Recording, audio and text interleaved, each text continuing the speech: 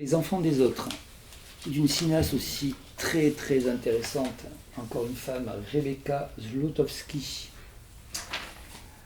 Est-ce que vous connaissez cette réalisatrice? Non, moi j'ai vu ce film, mais je ne connais pas cette réalisatrice. Elle avait fait notamment, avec Léa Seydoux, Grand Central, qui avait marqué les esprits, qu'on a dans le fond, je crois. Elle avait fait aussi un film dont on avait beaucoup parlé, parce qu'elle avait elle avait osé faire jouer Zaya, vous savez, cette call girl qui avait fricoté avec tout ce que comptait de vedette le foot français.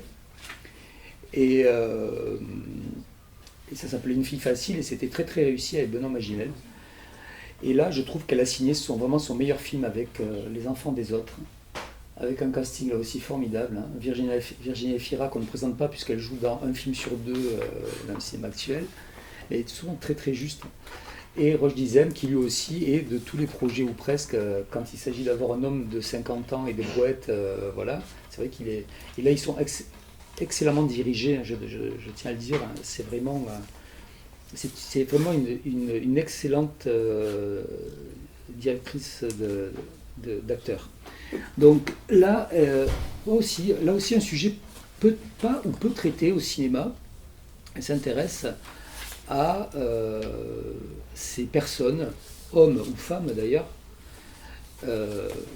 plutôt, alors là, donc s'il s'agit d'une femme, j'ai oublié son prénom dans le film, Rachel.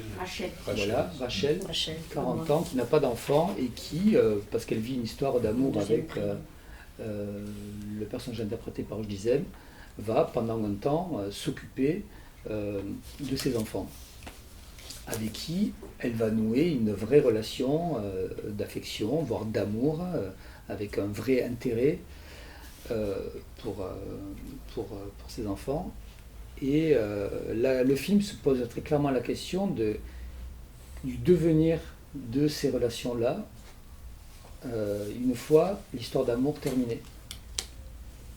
C'est assez déchirant en réalité, hein, quand on s'est investi. D'où d'ailleurs la question, doit-on s'investir beaucoup, un peu, pas du tout, émotionnellement, avec des enfants que potentiellement, puisque ces personnes-là qui sont compagnes ou compagnons pendant un temps, n'ont aucun droit, finalement, légal, contrairement à une séparation entre géniteurs, etc. Là, évidemment, il n'y a pas de droit. Donc, qu'est-ce que devient cette relation-là?